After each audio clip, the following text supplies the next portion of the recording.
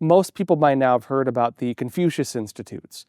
Basically, the Chinese Communist Party goes to universities, and it's not even just universities now. They do this kindergarten through high school, all the way up through college.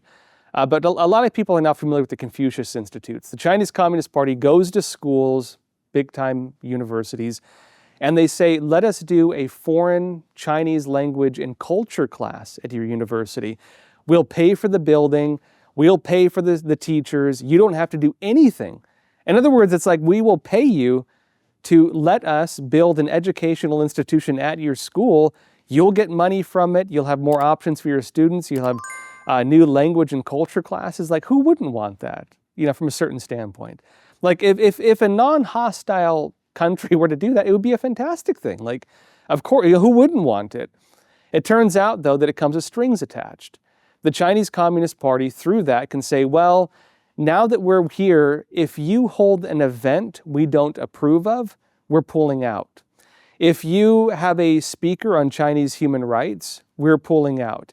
If you have a student group at your school that holds an event about human rights in China, we find that offensive, we'll pull out. And so what happens is the university then has to restrict the freedom of speech of the students.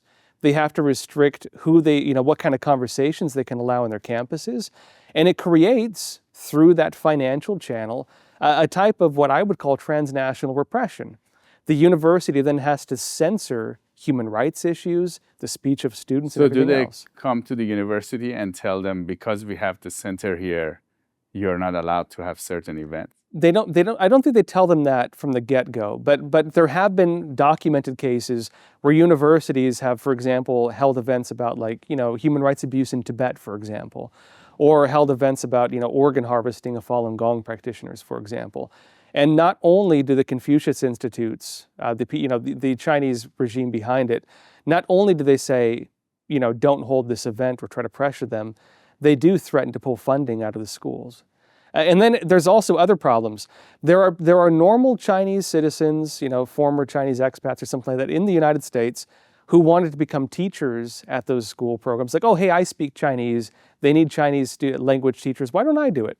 They go there and they find that because the CCP is involved in the hiring process, that they can't get the job. And so these institutions discriminate based on religion, they discriminate based on political views, and it's all in the interest of the Chinese Communist Party. And so even from a normal legal standpoint, even in terms of the Civil Rights Act in the United States, that shouldn't be allowed, right? But what is big about these universities is a lot of people are familiar with that. They're not familiar with the many, many, many other programs. In the lower grades is what are called the Little Red Schools, just like Confucius Institutes, but a different name. They have, for example, different programs aimed directly at... They're called the Little Red groups? Is that Little Red Schools, yeah. Schools. Yeah. And they're in that... In American K through schools. 12, or? I don't know the exact grades, but they're lower school grades. They're very active, for example, like Arizona and stuff. The CCP is behind that. They do that as well. They have organizations that target, for example, researchers. There's people might have heard of the Torch program.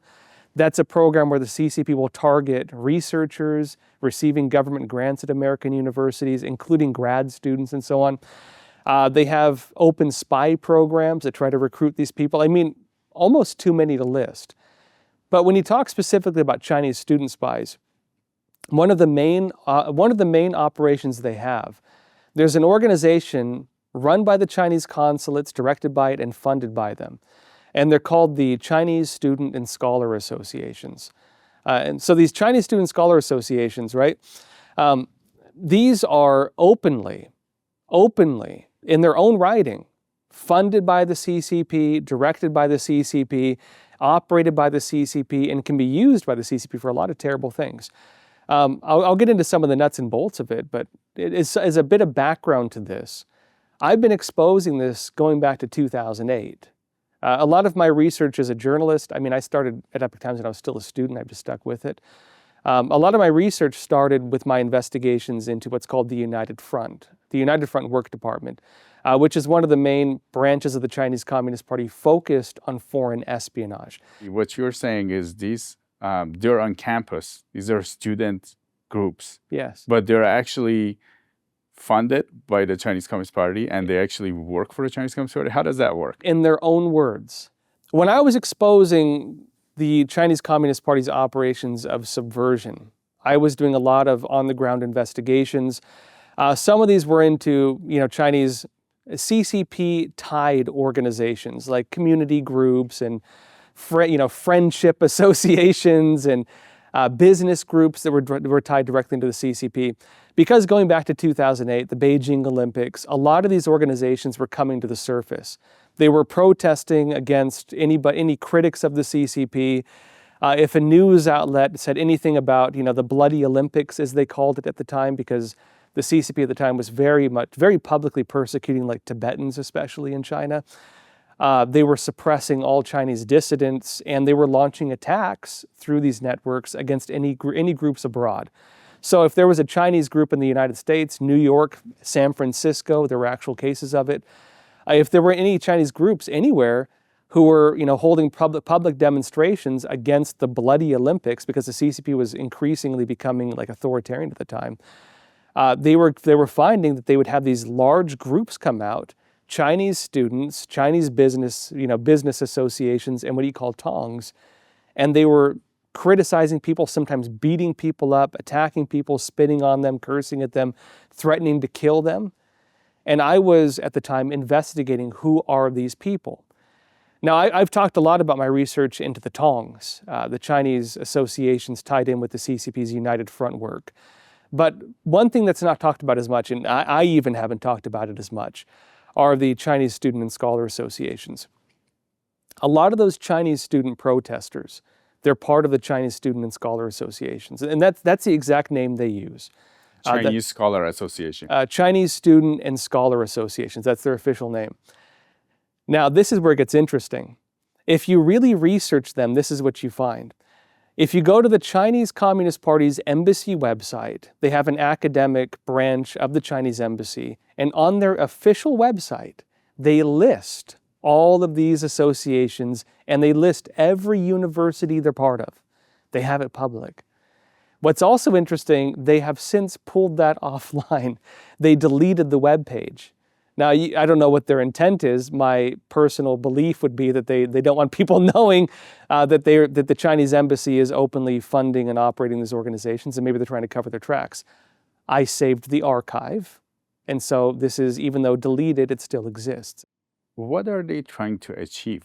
So you mentioned that they have the Confucius Institutes, that they try to teach the Chinese culture, but I'm sure it's kind of the type of culture they want to show. But what else do they want to achieve using this? So this ties into something pretty big. It ties into a few things. If you want to break it down, big picture, it is intellectual property theft. A lot of universities have research programs funded by taxpayers. Even Pentagon, we have military-funded research programs being done at major American universities. We have medical research funded by taxpayers at universities. We have technology research. And a lot of these universities, they get research grants. Those research programs are open to foreign students. And the CCP, you have to imagine if you have, for example, a Chinese-controlled grad student, part of the Chinese Student and Scholar Associations, or even just targeted for it, they can get their professors, oftentimes, the Chinese Student and Scholar Associations is not just students, it's also professors and faculty at universities, and even external figures in the public, which include the Tong leaders. So the actual subversive networks, it's the entire leadership behind this. So it's the professors, it's the students, and then there's the community, some community leaders. And faculty. And so what happens is they can pick the students they want and then give them access to these things. They can push them into it. So on one side, you have, of course, the research programs. Those are valuable for, imagine, and this happens, American taxpayers fund a weapons program. And then those Chinese students working with this organization go back to China and they bring the research with them.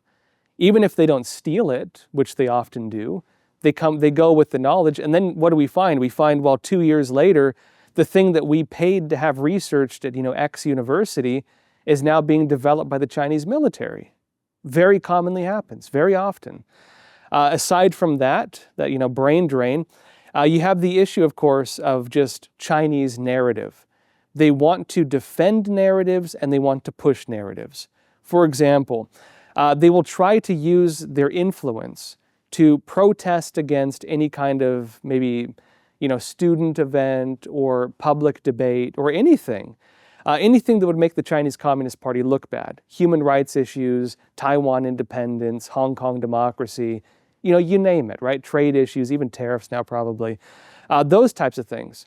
If they hold an event on that, the faculty, the students, the key figures in the community will work together and they'll protest it.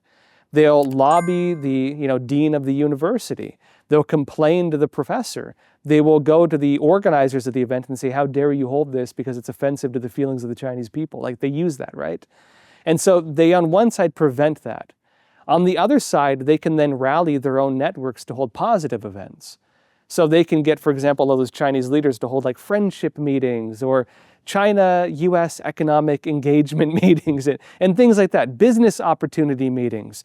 They can have people come and facilitate, travel to China where they get business, Chinese students to go to, or, normal students to, in the US to go to China for like Chinese business exchange things, things like that. They manipulate it. So they destroy certain narratives and they prop up others. But the big one, I think, is something else. The most serious threat on a national security level, even beyond brain drain and losing like government-funded weapons research programs to China because of this, the biggest threat is embedded spies. Because what the CCP can do, if they go to Harvard, for example, and in Harvard, there was a great Wall Street Journal article recently. They said the Chinese Communist Party leadership, they call Harvard their party school. They say that Harvard has trained a massive number of Chinese Communist Party officials. And so they target it, right? The biggest threat you have is they come to these universities and then they are raised, grown through these networks, tied in, the event funding comes from the Chinese consulates or the Chinese consul general and the Tongs. The support networks are all the Chinese spy networks. And they can take these Chinese students and drag them up through the ranks effectively, and then say, what business do we want you in? Maybe a Chinese student studies law. Maybe they want a Chinese spy working in the Justice Department. They can oversee the development of that Chinese student. They can write letters of recommendation, and that student, through them pushing, can then apply for a job in the Justice Department. Maybe they want a Chinese student in the FDA because maybe they want to have something to clear the way for Chinese trade on like pharmaceuticals. Same thing. They can have the entire CCP network support their development. They can have them write letters of recommendation. They can do engagement programs. Look how influential the student is with China.